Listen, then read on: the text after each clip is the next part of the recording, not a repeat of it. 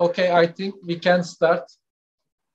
Good morning, günaydın, sabahul khayr, rojbash, birik safro, from Upper Mesopotamia, the crossroads of the old roads throughout the history. Mardin Artuklu University was the first university in Turkey became member to the university network of the European Institute of Cultural Routes. And nearly 5 or 4 months before, we asked to Dr. Dominioni to give a keynote speech in our Congress, International Mesopotamian Tourism Congress. And he accepted our invitation to give a keynote speech in our Congress. We heartily thank to Dr. Stefano Dominioni, the director of the European Institute of Cultural Routes. Now I give the floor to the Dr. Dominioni for his keynote speech and co-host role to him. Here you are. Thank you very much, Doctor. It is my pleasure, and thanks to you, Dr. Sherat Harman, for the invitation. It is a great pleasure to be here with you today at the International Mesopotamia Tourism Congress on cultural and religious tourism. It's a very important topic. And many thanks to you and to the Artuklu University, the Faculty of Tourism, and also the other organizers for the kind invitation to speak to you today from the Council of Europe. The region of Mesopotamia has had an enormous role in shaping the history of our civilization, witnessing within its the birth of civilization as we know it and the agricultural revolution as well. It is an extraordinary example of a shared human culture and history, and is thus a wonderful opportunity for me to speak about the cultural roots of the Council of Europe here, and now they are tools for promoting sustainable cultural and religious tourism, which is so crucial to this part of the world, in particular also rich of history, of art, of architecture, but also of wonderful landscapes and a very, very deep tradition in the history throughout the region. So I would like to share my screen, if that is it is possible, and if you could kindly give me access to the possibility to share my screen, I will happily do so.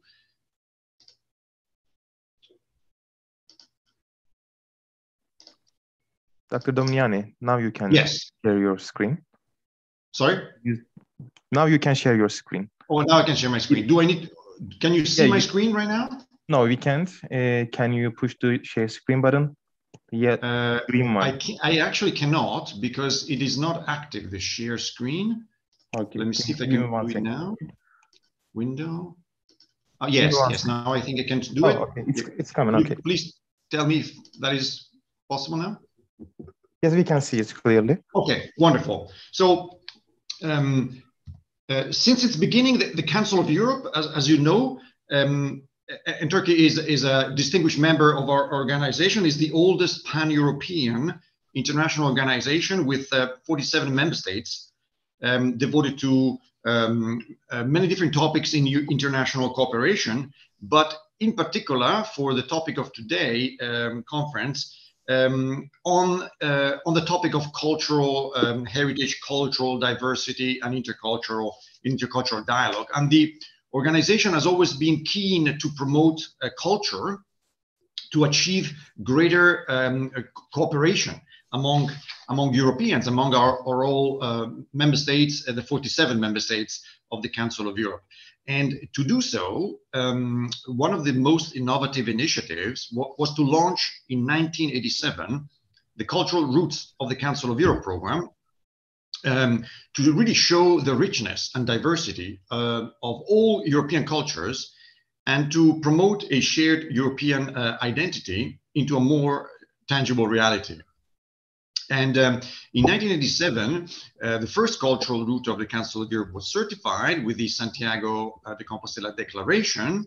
And the first certification recognized a highly symbolic character in the process of also European development and integration. And since then, cultural routes have become visible reflection of multiple shared identities, but also emblematic spaces for intercultural dialogue, transnational cooperation, and sustainable development. And today, the cultural routes of the Council of Europe encourage their citizens to explore their heritage by connecting local activities into transnational institutional networks, promoting their visibility and access to visitors from all over the continent and beyond. And as you can see, a cultural route is defined by the Council of Europe as a cultural, educational, and heritage and tourism cooperation network of heritage site destinations aimed at developing and promoting a route or a series of routes based on a historic route, cultural concept, or phenomenon or figure with transnational importance and significance in the history of the continent for the understanding and respect of common European values. And there are three types of cultural routes that have been developed over the last 30 years.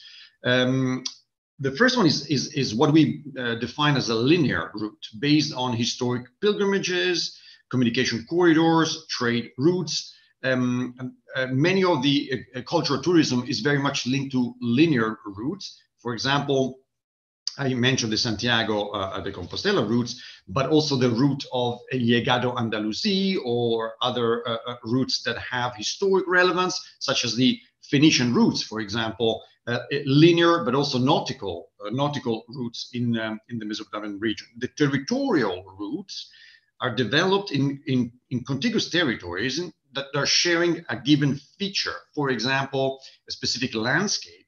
We're thinking about the olive tree or the wine route or historic gardens and so forth. The third type of route is the reticular route, which is a virtual network among sites that are linked by a given concept or a figure or personality. We can think about the European Mozart ways, or we can think about Destination Napoleon, or we can think about the European route of industrial heritage. These are network routes with different points across the European continent that share the same cultural heritage.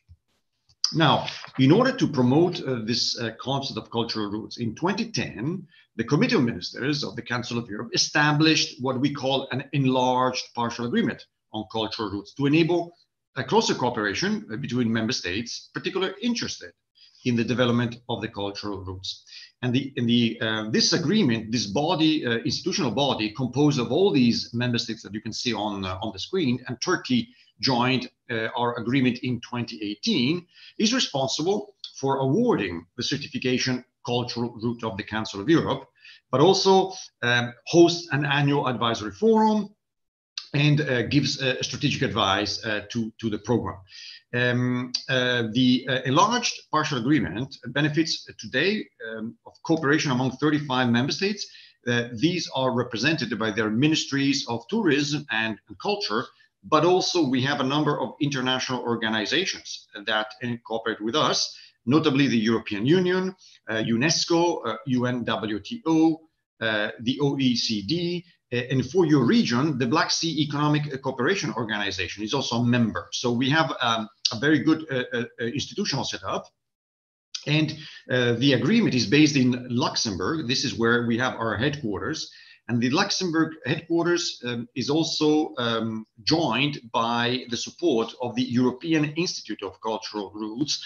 It's a technical agency that was set up 20 years ago by the Luxembourg authorities, which helps the Cultural Routes program in visibility, in supporting the evaluation and certification cycle, and which supports also the work of researchers, and of course coordinates the university network that the Tuklu University joined recently. This particular year, just like to inform you, 11 routes are undergoing a regular evaluation, 2 routes are undergoing an exceptional evaluation, and 7 new routes have currently applied for certification. So this shows the growing interest in the cultural routes concept and methodology, both for culture and tourism. So the 45 labeled certified routes of today may be more next year when the certification cycle comes to an end. And this is the 2 headquarters that we have. So the Council of Europe in Strasbourg in France. This is the headquarters of the organization. But we are based in Luxembourg. So Luxembourg to the right of your screen. This is our offices. It is a historic site in the heart of the old city, in Luxembourg City. And I hope very much that you will come and visit us next year, because next year we are planning to host an academic conference in presence in Luxembourg with all our university network. Now, some figures for the cultural routes of the Council of Europe. As you can see, there are 45 certified routes that cross over 64 countries. So all the cultural routes cross the Council of Europe member states, but also very much so the Mediterranean, Mesopotamia, the Mediterranean and beyond, with more than 3,000 institutional active network members. These are local authorities, cities, regional authorities, museums, heritage sites, tourism organizations. And we also have, and this is important for you, for this conference, and also for the Mardin Artuklu University, we have a network of university that is growing every year.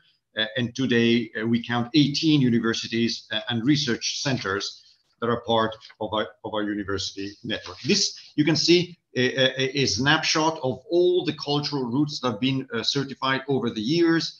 The themes vary a lot. We talked about linear, territorial, and reticular, but all these routes represent a variety of themes in culture, in European culture, from art to architecture, to history, to landscape, to religious heritage. For example, the Phoenician routes we mentioned, the Viking routes, the Aeneas route, but also Napoleon, Mozart. We have emperors like Charles V, the Via Habsburg, the European route of megalithic culture, the European route of thermal towns, historic gardens. It's a very diverse typology of cultural routes that have been certified. These can be organized in thematic clusters. Religious heritage is a very important component of our cultural routes themes. You can see here a non-exhaustive list of religious heritage trails or routes. Some really represent the 3 most important religious heritages in Europe. We have the Christian tradition, the Muslim tradition, the Jewish tradition, and of course a variety of also routes within each tradition. For example, for the Christian tradition, there is both Orthodox, Protestant, and Catholic traditions, but also the other religions are very much represented in our cultural routes that have been certified, with a very important component for all the 3 monotheistic traditions of religious heritage in Europe. But also we have history and civilizations that are very much represented. Art and architecture, this is a fundamental characteristic of all our wonderful countries, from Turkey to France, to Spain, to Germany, also to Northern Europe, and many countries are very represented by our cultural routes. So these 45 routes are very much an integral part of our program. And now we can look more closely at the link between the cultural routes program and religious tourism, the theme of today's conference. As mentioned, among the 45 certified cultural routes, one can count a fair number of religious themes, 10 to be precise. Out of these routes, 5 are actual physical paths that thousands of pilgrims, if you can, if you allow me this term, but also Europeans interested in history, in the religious history, and tourists in general take each year. We know some of these are quite well renowned over the course of the years, have been walked by hundreds of thousands of tourists, and they really are stretching different parts of Europe, both the north, the south, the east, and the west, touching many countries. And one example is, I can now show you some examples on the screens. But pilgrimage trails crossing Europe in all directions are really undoubtedly some of the first forms of tourism. If you think about it, by reaching religious destinations, religious believers would start a journey across land, across a sea, with different means of transportations. And some of these trails date back centuries and centuries.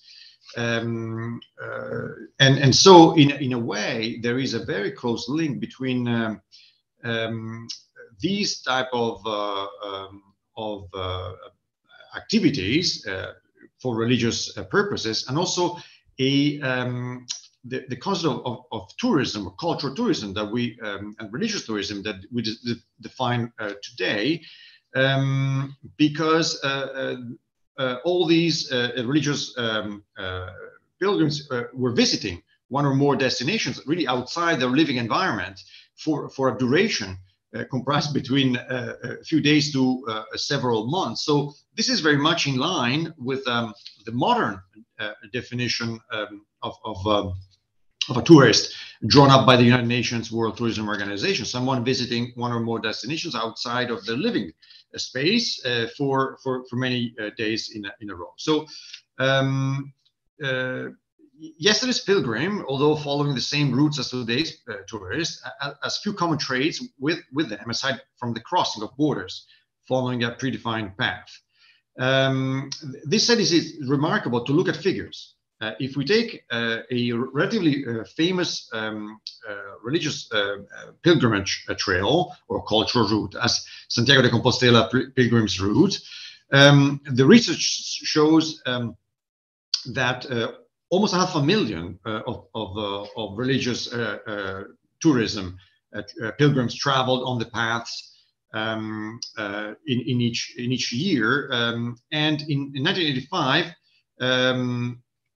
These figures, for historic reasons, were limited to a certain extent, but today this type of cultural tourism based on religious heritage has really increased exponentially on this particular trail, but also on many trails Europe-wide. And not everybody that is walking along these routes is doing it for religious reasons. Many are also doing it for, of course, the heritage of the different places, but they mention very much the cultural aspect of the trails as a reason for taking it. So religion and culture are very much linked, but there are also very much other reasons, such as experiencing nature, cycling, trekking, hiking along these trails. So these trails offer, on the one hand, a religious experience for the religious pilgrims that want to focus on their spirituality, but at the same time, they also offer a cultural experience and also an environmental friendly experience, and a connection with the heritage along the way. The heritage along the way may be very much a religious heritage, but also artistic, linked to architecture, linked to different type of constructions, different technologies, different roads traveled. And of course, this type of religious tourism is done by different means of transportation. So it's walking, it's hiking, cycling. is biking, sometimes sometimes is by boat through rivers and so forth. So it's a wonderful opportunity to explore several different types of tourism. Now, I have a few slides of some examples of religious tourism, because this is the focus of the day. But I also want to show you some examples of the cultural routes that are interesting for Mesopotamia as a region. But let's start with religious cultural routes that have a religious heritage in their background. So allow me to go first into more depth in the presentation for some of the pilgrimage routes. The Via Francigena that you see on the screen is a 1,800 kilometers journey through England, France, Switzerland, and Italy. And it corresponds to the route taken by an archbishop in the 10th century after Christ to reach Rome to meet the Pope at the time.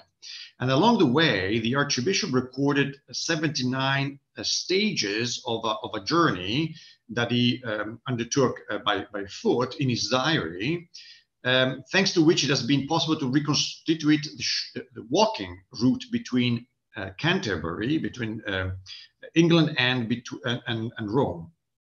And this is now called Via Francigena from France, because it crosses the whole French country. And this movement of people that historically has traveled along this route has encouraged exchanges of knowledge, ideas, products, and experiences, acting really as a bridge in many ways of dialogue between Northern Europe and the Mediterranean, therefore the kind of Anglo-Saxon Europe and the Latin Europe. And today, the spiritual aspect of the cultural route is often one aspect of the reasons to take this particular trail. So we have a religious dimension, but very much also many other type of experiences based on this religious heritage. And so it is really a pilgrimage path, but it really crosses very, very small villages, rural areas, and very much also the landscape of these trails. The next route that I would like to show you is the route of St. Olaf Ways. This was certified by the Council of Europe in 2010, and it's a trail. Is another trail, is an example based on religious heritage. Olaf II, later known as Saint Olaf, was the King of Norway from 1015 to 1028.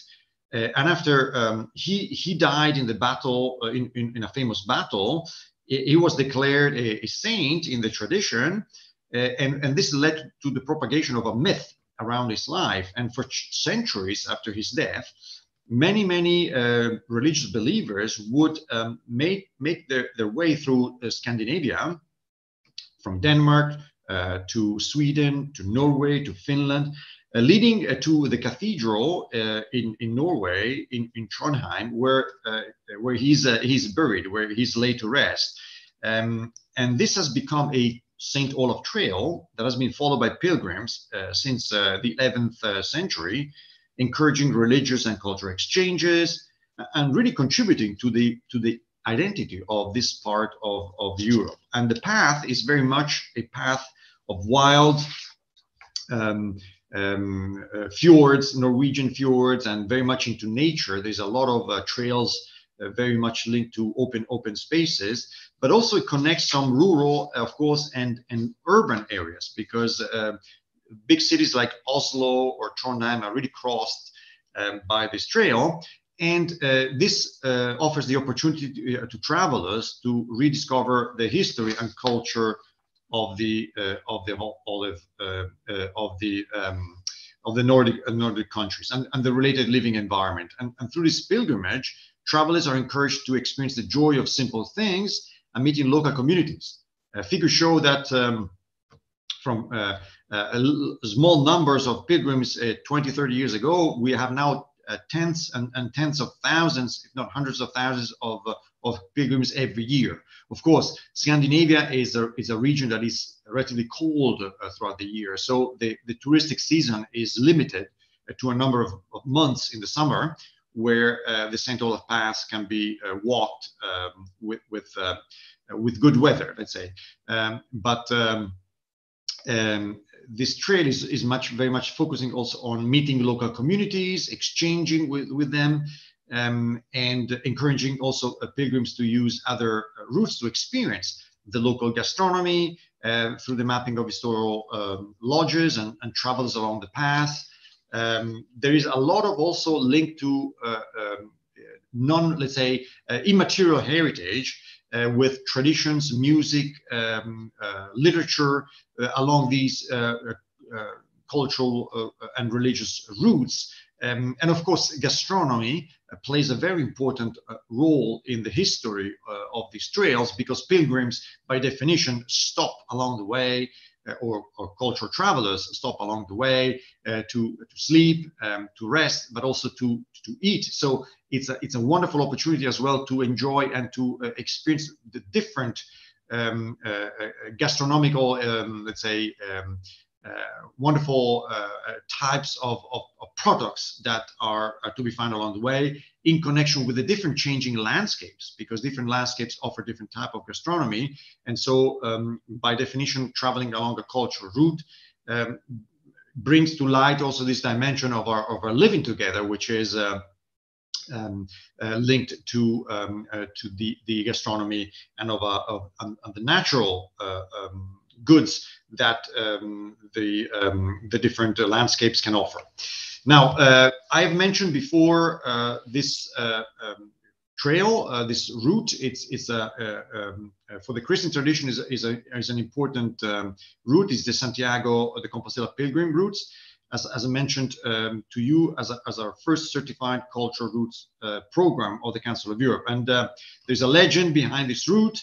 From Jerusalem to northern Spain, the remains of the saint were brought to Spain, to Santiago, and this trail that you can see on the map along many different European countries is both tangible heritage, such as places of worship, hospitals, accommodation, but also bridges or roads, as well as intangible heritage like myths, legends, and songs are present along the Santiago route and can enjoyed by travelers.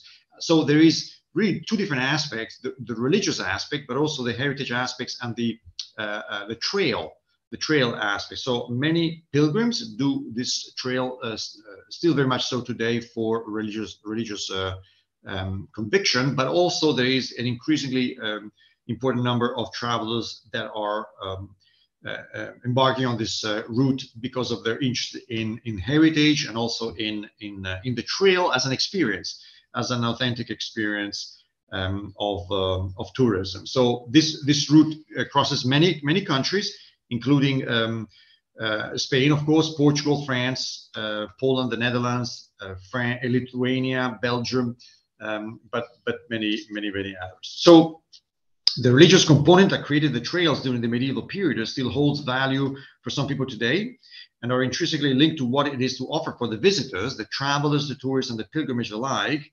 But the never-ending creativity of the tourism stakeholders enable a larger public today than one initially targeted to take part in practices that go from being for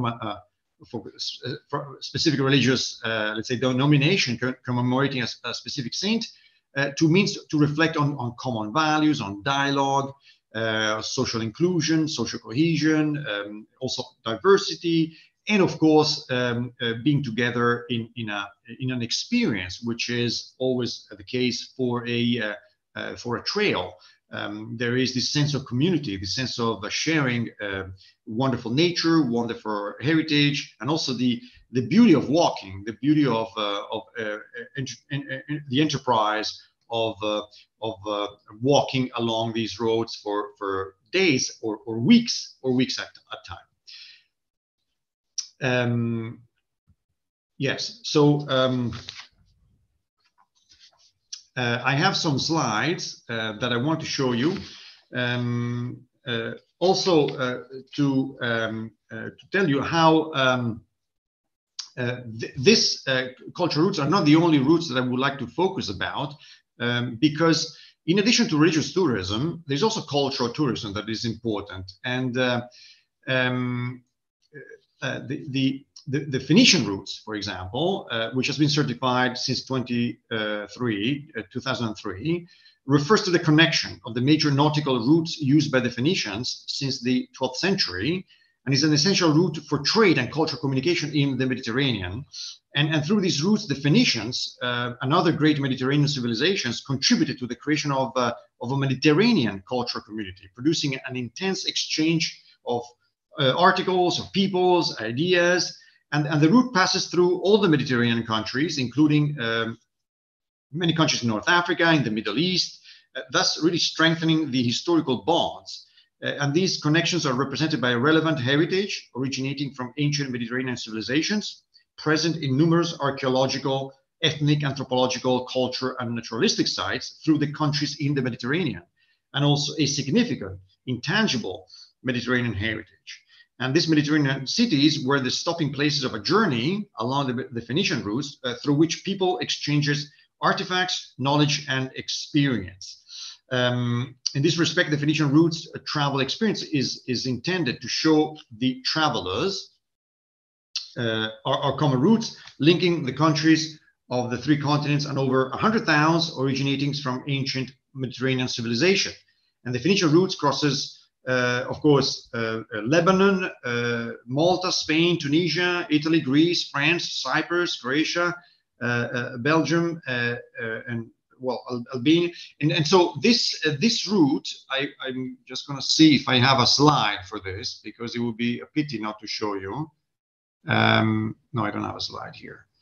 But this route is very much an important route, the Phoenician routes, that I want to show you, but I don't have a slide. So that's too bad, but that's the way it is. And the route of the olive tree is another route that I want to introduce to you, because the olive tree for the Mediterranean, Mesopotamia, and in general, our cultural heritage is a very important part of our lives. And olive trees and from the wild olive trees of our ancestors to the domesticated and cultivated ones, they can still be seen and enjoyed in all the Mediterranean and in the Middle East, in North Africa, and in their place of origin, where the olive tree civilization started. And the relationship between these tree and human civilization has produced an immensely rich living cultural heritage embedded in everyday habits of the Mediterranean and beyond Mesopotamia and beyond civilization. So from gastronomy, with the crucial influence of olive oil, to art and traditions, the social development of these areas has been largely shaped by the olive tree. And the travelers can experience the olive tree civilization and become familiar with olive tree landscapes, products, and traditions.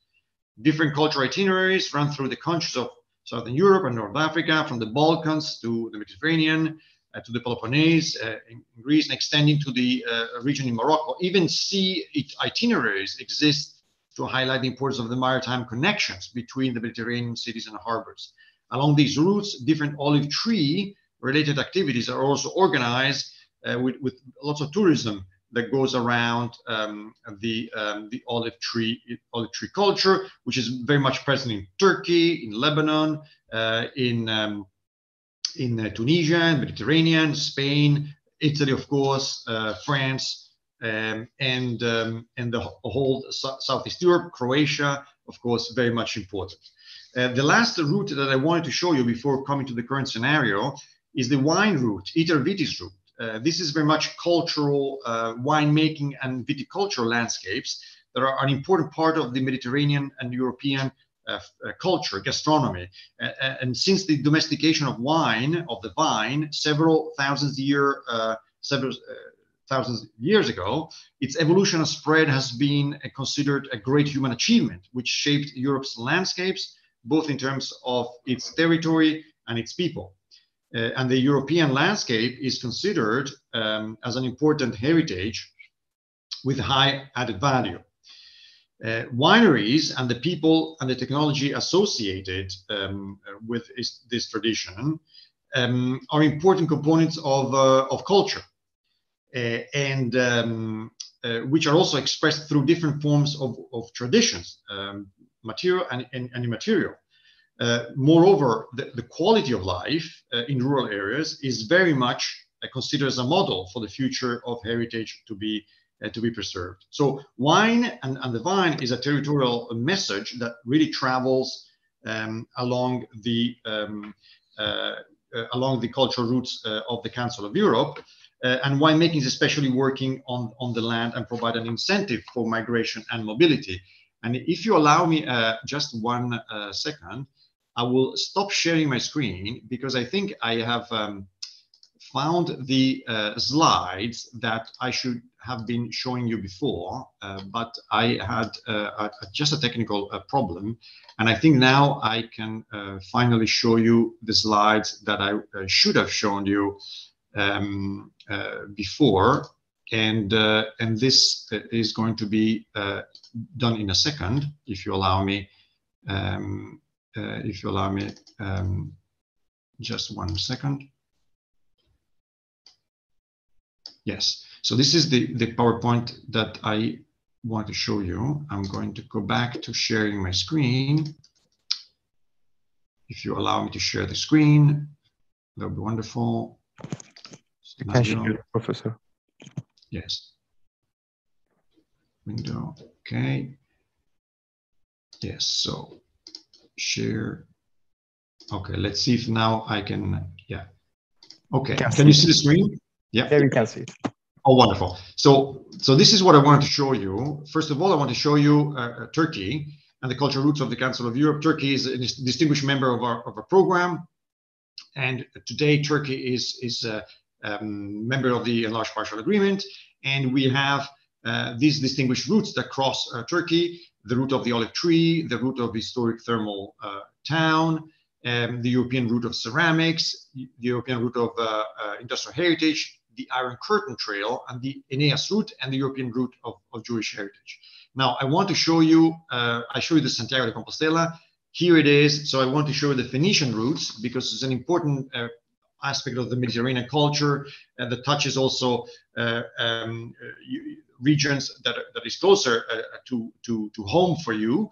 And that is important that I do show you the importance of the Phoenician roots, but also the route of the olive tree, which is a wonderful tradition in our countries, including my country of origin, Italy, and of course for your region is extremely important as well. And the route of the olive tree is such a wonderful heritage that I really want to show you a picture of it because it makes very much sense for cultural tourism in our regions, which is a wonderful way of traveling and experience landscapes on our knowledge and the way we have used the olive tree throughout the centuries. And the Itervitis, the wine route, is also very much a component of our landscape with the different cultivation models, different cultural winemaking, and it's an important human achievement, shaping territories and people. So I wanted to mention these three, and also the Aeneas route, because the Aeneas route is this the link between from Turkey to the Mediterranean and the coast of Italy, linking some of the civilizations that were also inherited from the Turkish shores to the Roman shores. This is the legend of Aeneas, as narrated by the Latin poet Virgil. It's really an archaeological route that stretches from the coast of Turkey, from the northwest Aegean Sea to the shores of Italy, through a maritime and also overland path. And it's narrated by the legend of Aeneas is narrated by the Latin poet. Aeneas fleeing from Troy and embarking on a long journey through civilizations, culture and landscapes, also bringing his civilization to the Roman shore. So it really connects five Mediterranean countries through the legend of Aeneas. This has been a common cultural heritage that has united different Mediterranean countries and civilizations, and is a subject of paintings, mosaics, sculptures, work of art. Lots of architecture is linked to this myth. And starting from the archaeological sites of Troy and Antandros, and ending in Rome. The route brings together several rural landscape, natural areas, and archaeological sites. Some are well known, inscribed in the UNESCO World Heritage list. And it is important to stress that all the cultural routes of the Council of Europe are really living routes, in the sense that they are managed by a network of cities with activities, with their own organizational structure, their own governing bodies, their own assemblies, their own program of activities, their own funding. So each route offers activities in the field of art, artistic practice, education, but also sustainable cultural tourism. So these routes that you can see here on the screen are not just the points on the map. They are really living organizations, tourism organizations that develop tourism products and practices every year, and they are evaluated by the Council of Europe every 3 years in order to assess whether they still respect the quality standards of the cultural routes of the Council of Europe program. Now, to end my presentation, because I have still 5 minutes, I wanted to show you some of the current trends in the tourism field that you're very much aware of, because of the difficult situation that we are all facing, all countries throughout Europe, throughout the Mediterranean. In Mesopotamia, I am sure is also a difficult moment for all of us today.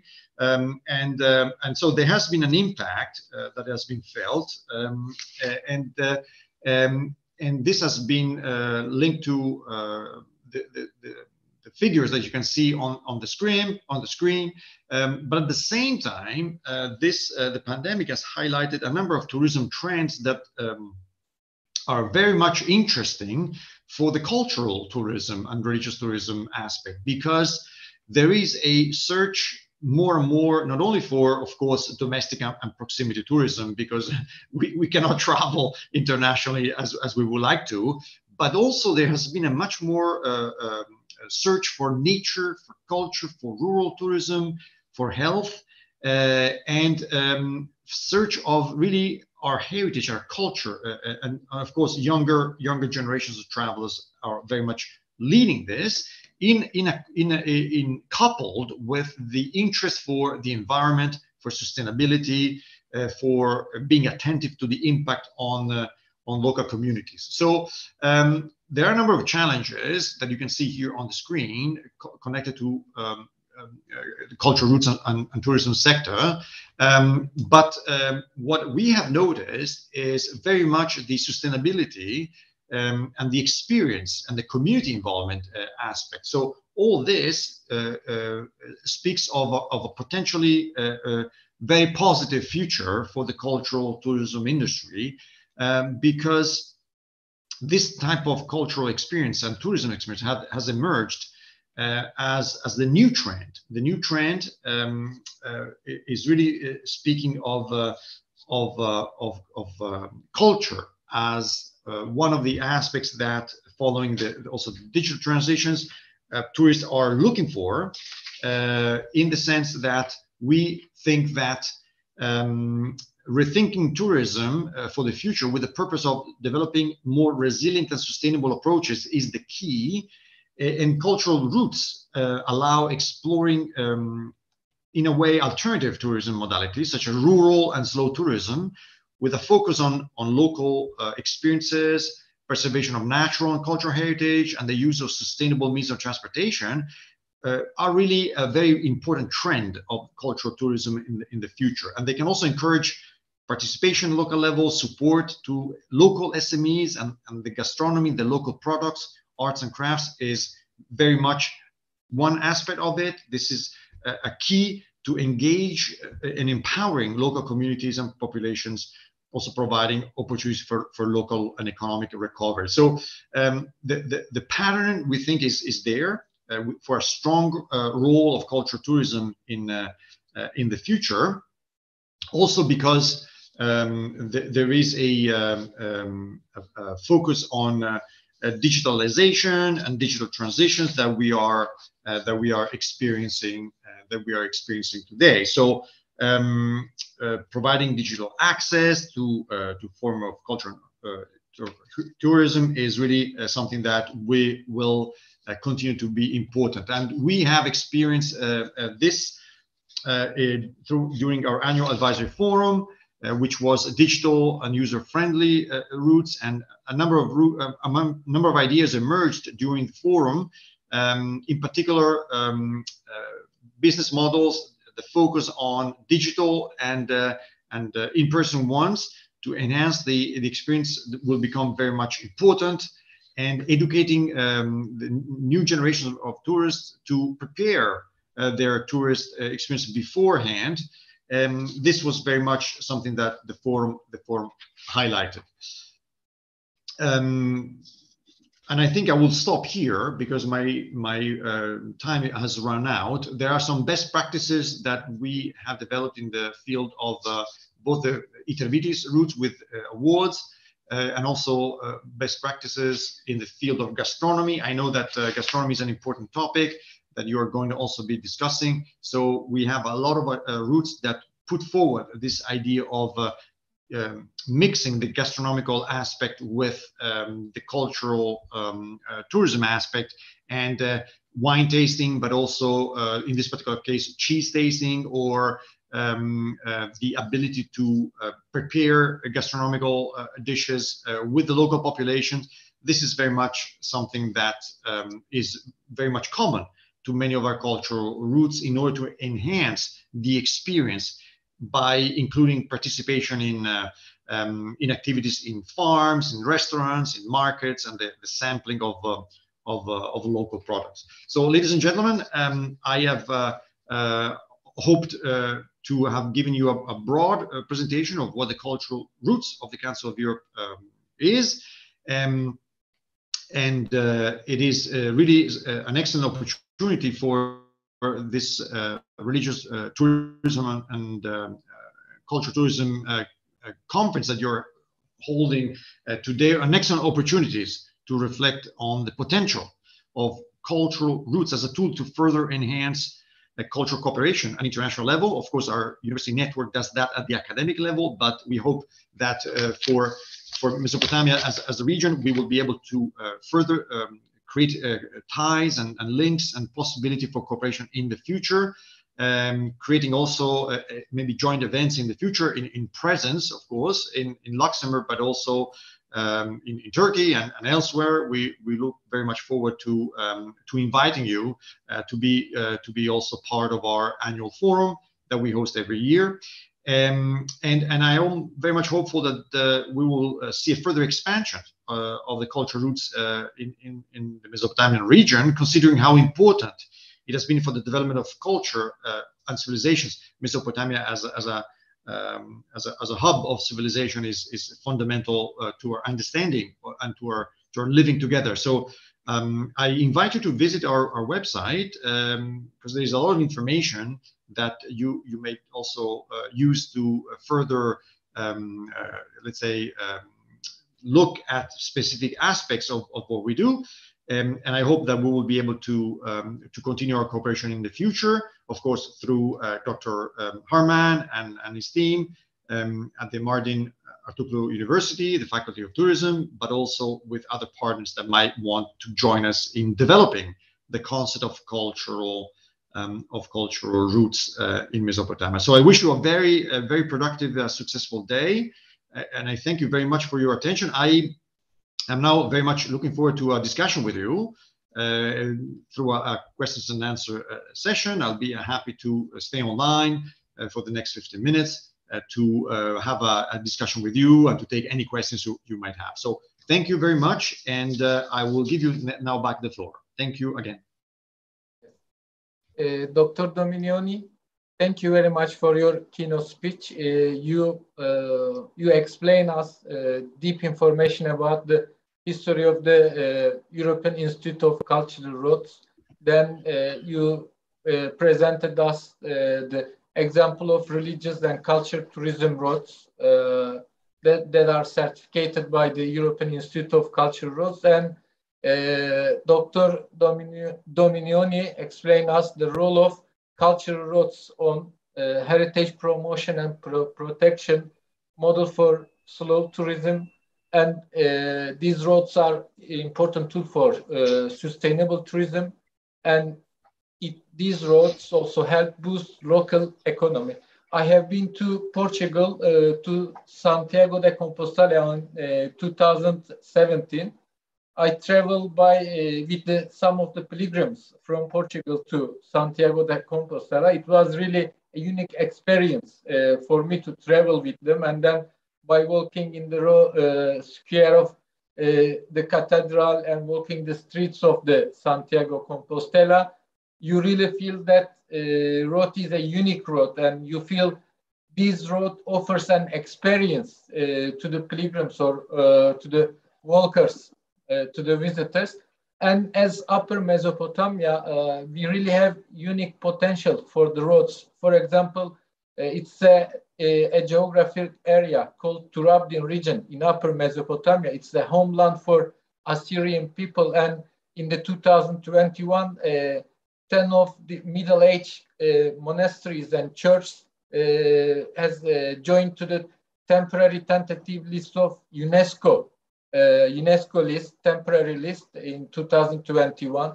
And another potential, Upper Mesopotamia has hosted Neolithic sites, preparatory Neolithic sites, Göbekli Tepe to Karahan Tepe to Çayoni in Diyarbakır region and Boncuklu Tarla in Mardin region.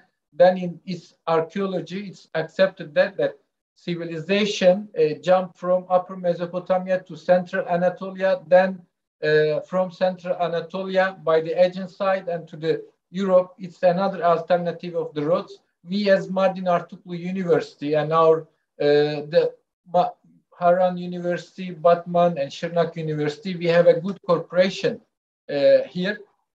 And I think in 2022, we are going to offer or apply some roads to the European Institute of Cultural Roads. And I really would like to thank to Dr. Dominioni for his keynote speech, and to the Institute of the Cultural Roads, and they accepted our membership to the university network. I hope in the future we are going to cooperate more deeply. And from here, I want to say that we are going to contribute by a paper, a case study for a cultural tourism road we developed for the in Mardin, Şırnak, and Siirt and Batman. It consists of 4 regions. We are going to make a presentation in the workshop, I hope. And I would like to ask our participants, is there any question to Dr. Dominioni that you want to ask? Can I ask a question, Dr. Sarman? Yes, please, Serkan. So I would like to first of all thank to Mr. Dominioni to your presentation. So my question is the internship. So internship program, can you explain to this program as a student and as a researcher? So how can I apply, and or the students, how can they apply? Just a small information can be useful for us. Thank you. Thank you so much. Yes, of course. Thank you very much for the question. We do have an internship program that runs throughout the year, and we do invite usually master's degrees or PhD students from our university network to come to Luxembourg for a 3-month period to research a particular topic they're interested in, to provide their assistance to the activities we implement in the framework of our program of activities, the annual program, with an agreement, with a written agreement between the institute, the university, and the students. So there is a tripartite agreement that is signed on the internship, and the internship application can be found on our website, the website that I showed you at the very end. There is an application form. There are deadlines, and an application can be submitted. And we had last year, 2 years ago, before the pandemic, we had also students from Turkey, for example, that did an internship with us. The prerequisite is to be enrolled in a graduate program. And so that is a condition, but we do offer a small stipend, like a salary, for the three months. Usually these salaries are coupled with additional scholarships in order to achieve a level of economic sufficiency for spending 3 months in Luxembourg. But we do very much welcome internships to the Luxembourg Institute. So if you're interested, or any of the participants to the conference are interested, please do look at our website. There's the information, there's application forms, and we will be happy to reply to your application once submitted. Thank you. Thank you, Doctor. If there is no other question, I am going to finish the keynote speech session. Okay, thank you very much, Dr. Dominioni, again. And I would like to thank to our participants, our viewers, and I invite them to our session in the afternoon. Thank you very much. Have a good day. Thank you again. Pleasure. Look forward to seeing you soon in Luxembourg. Next year, we will be organizing the academic conference, so we'll be delighted to have you as our host. Thank you very much. Professor Harman, we have one question at the chat section. Can you see it? Yes. Okay. Hero to everyone. Yeah. Member decision in terms of preservation sustainability. Yes. So in terms of sustainability, this is one of the criteria for certification. So the cultural roots of the Council of Europe, in order to become certified, they have to show that their activities in the field of cultural tourism are sustainable. So there are a number of elements that we check when an application is submitted. For example, in terms of transportation, cultural routes need to use slow tourism, what we define as slow tourism, in terms of transportation. And this is clear in the framework of pilgrimages. Dr. Harman has mentioned the Santiago de Compostela. We check that most of the activities are done in a way that is environmentally friendly, the walking, the hiking, the cycling.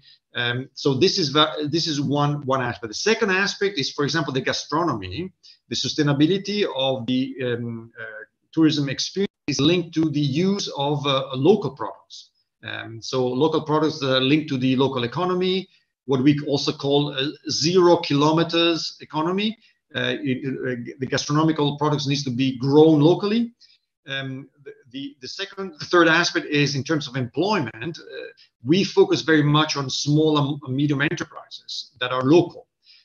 So we work with local organizations, producer of arts and crafts, but also we work very much with local accommodation facilities. So these are small hotels and guest houses. These are sometimes also youth hostels or city hostels. We work very much with the local community, creating associations of hotels based on a small ownership and clientele. So all this to tell you that we're very much attentive in our certification to sustainability and slow tourism. And this is one of the criteria. So when you see all these routes being certified, behind the certification there is an evaluation process, And all these criteria are checked by our independent experts. Thank you very much. Thank you very much, Doctor. It was clear answer. And it was really great pleasure for us. Good afternoon to everybody. Thank you.